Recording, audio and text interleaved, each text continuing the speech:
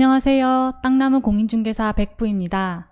여러분들 중에 노후 걱정을 단 한 번이라도 해보신 적이 있으신 분들이라면 오늘의 영상을 끝까지 시청해 주시면 분명히 도움이 되실 겁니다. 노후에도 월급처럼 따박따박 받을 수 있는 돈이 나온다면 얼마나 좋을까요? 월세가 나오는 부동산은 아파트와 상가, 오피스텔 등 건물이 있어야만 가능한 것이 아닙니다. 토지에서도 월세를 받으실 수 있는 방법이 있습니다. 무려 부부 합산 최대 600만원까지 월 수령이 가능하다고 하니 영상 끝까지 보시고 본 내용을 활용해 보시면 좋겠습니다. 보시기 전에 좋아요 한 번씩 눌러주세요. 농지연금이란 소유한 농지를 담보로 노후 생활 안정자금을 매월 연금으로 지급받는 제도입니다.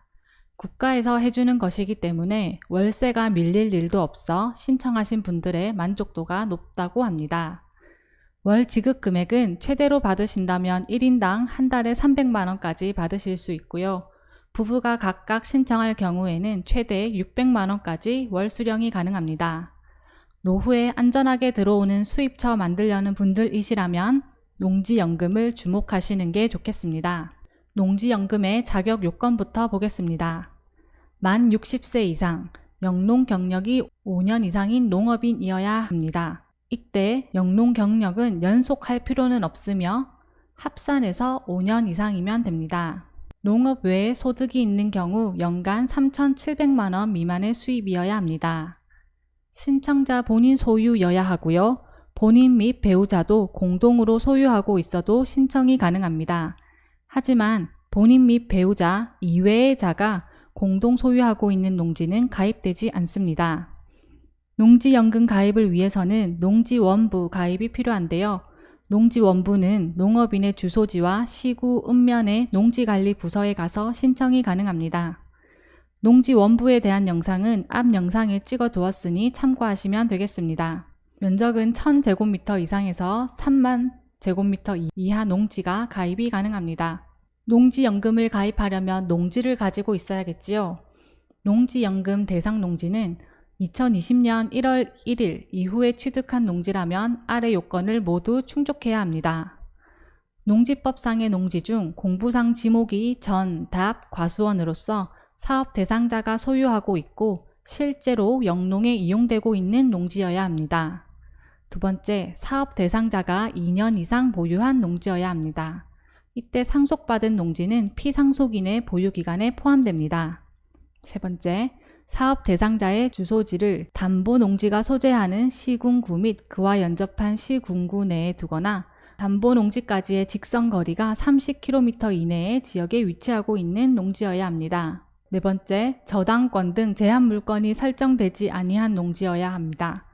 단 선순위 채권 최고액이 담보농지 가격의 100분의 15 미만인 농지는 가입이 가능합니다. 이 부분은 2022년 1월 달부터 개정된 사항이 있으니까요. 뒤에 가서 한 번 더 언급해 드리도록 하겠습니다. 압류, 가압류, 가처분 등의 목적물이 아닌 농지여야 합니다. 제외되는 농지를 살펴보겠습니다. 불법 건축물이 설치되어져 있는 토지, 본인 및 배우자 이외의 자가 공동 소유하고 있는 농지, 개발지역 및 개발계획이 지정 및 시행 고시되어 개발계획이 확정된 지역의 농지 등 농지연금 업무 처리 요령에서 정한 제외 농지, 2018년 1월 1일 이후 경매 및 공매를 원인으로 취득한 농지도 농지연금 신청 대상에서 제외되는 농지입니다. 다만 예외사항을 두었는데요. 농지연금 신청일 현재 신청인의 담보농지 보유기간이 2년 이상이면서 담보농지가 소재하는 시군구 및 그와 연접한 시군구 또는 담보농지까지 직선거리 30km 내에 신청인이 거주하고 있다면 예외적으로 경매나 공매로 취득한 농지도 농지연금 신청이 가능합니다. 농지연금 가입하면 어떤 점이 좋을까요? 부부 종신지급, 농지연금을 받던 농업인이 사망할 경우 배우자가 승계하면 배우자 사망 시까지 계속해서 농지연금을 받을 수 있습니다. 단 신청 당시 배우자가 60세 이상이어야 하고 연금 승계를 선택한 경우에 하나입니다. 두 번째, 영농 또는 임대소득이 가능합니다.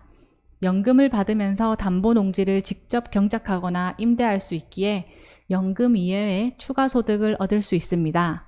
세 번째, 재정 지원으로 안정성이 확보됩니다. 정부 예산을 재원으로 하며 정부에서 직접 시행하기 때문에 안정적으로 연금을 지급받을 수 있습니다. 네 번째, 연금 채무 부족액을 청구하지 않습니다. 연금 채무 상환 시 담보농지 처분으로 상환하고 남은 금액이 있으면 상속인에게 돌려주고 부족하더라도 더 이상 청구하지 않습니다. 다섯 번째, 재산세가 감면됩니다. 6억 원 이하 농지는 전액 감면되며 6억 원 초과 농지는 6억 원까지 감면받을 수 있습니다. 이렇게 장점이 많은 농지연금을 더 많은 사람이 가입할 수 있도록 22년도 1월부터 개정이 일부 되었는데요. 개정된 주요 내용은 많은 농업인에게 연금 혜택을 제공하도록 가입 연령을 만 65세에서 만 60세로 인하하였습니다. 또 저소득 농업인 및 장기 영농인 우대 상품을 도입하였고 담보 설정 농지의 연금 가입 조건을 완화하였습니다. 중도 해지 사례를 줄이기 위해서 기존 가입자 상품 변경을 허용하고 채무 부담 완화를 위한 중도 상한 제도를 도입하였습니다. 또한 농지가 필요한 농업인에게 농지를 지원할 수 있도록 담보농지 공사 매입 제도를 마련하였고 농지 임대형 상품을 도입하였습니다. 하나씩 살펴보도록 하겠습니다. 첫 번째 내용은 나이가 만 65세에서 60세로 완화가 된 내용입니다. 두 번째 내용 중에 저소득 농업인 및 장기 영농인을 대상으로 우대 상품을 도입하고 담보 설정된 농지에 대한 연금 가입 기준을 완화한다고 나오는데요. 우대 상품은 종신 정액형 가입자에 한해 월 지급금을 5%에서 10%까지 추가 지급하게 됩니다. 농지연금 상품 유형에는 종신형과 기간형으로 나누고 종신형에는 종신정액형, 전후 후박형, 기간형에는 기간정액형, 경령 이양형으로 나뉩니다. 이 네 가지 중에서 종신정액형 가입자만 월 지급금을 5%에서 10%까지 추가 지급하게 됩니다. 그리고 토지를 구입하다 보면 금액이 클수록 대출을 끼고 진행하는 경우가 많은데 예전에는 담보액이 15% 미만일 경우에만 농지연금 가입이 가능했고요. 그런데 이게 개정이 되어서 15% 이상 30% 이하인 경우에도 일시 인출형 상품 가입을 통해 대출 금액을 전액 상환하는 조건으로 가입이 가능하게 바뀌었습니다. 개정사항 세 번째 내용에는 농지연금 중도 해지를 방지하기 위해서 상품 전환과 중도 상환에 관한 이야기가 나오고 있고요. 상품 전환 같은 경우에는 상품 유형에 제한하지 않고 모든 상품에 적용이 됩니다. 다만 가입 후 3년 내에 1회에 한해 허용한다고 하네요. 중도 상환도 마찬가지로 3년에 1회씩 허용할 예정이라고 밝혔습니다. 연금 수급권 보호를 위해서 부기등기 및 신탁등기 방식도 도입하여 농지연금을 가입한 가입자가 사망 시 배우자의 연금 수급권이 원천 보호될 수 있도록 개선할 계획이라고 합니다. 이때 부기등기는 기존 등기에 부기번호를 붙여서 기존 등기와 동일한 것임을 표시하는 등기로 앞으로는 부기등기가 의무화가 됩니다. 신탁등기는 가입자에 한해 선택할 수 있다고 합니다. 마지막 파트입니다. 네 번째에는 농지의 효율적 이용을 위해서 경영 이양형 상품 개선, 임대형 상품 신설, 담보농지 매입제도 등을 도입하겠다고 나와 있습니다.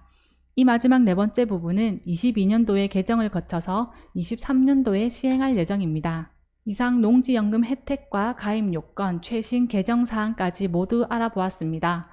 조금이라도 내용이 도움이 되셨다면 구독과 좋아요 눌러주시면 영상 제작에 큰 힘이 됩니다. 감사합니다.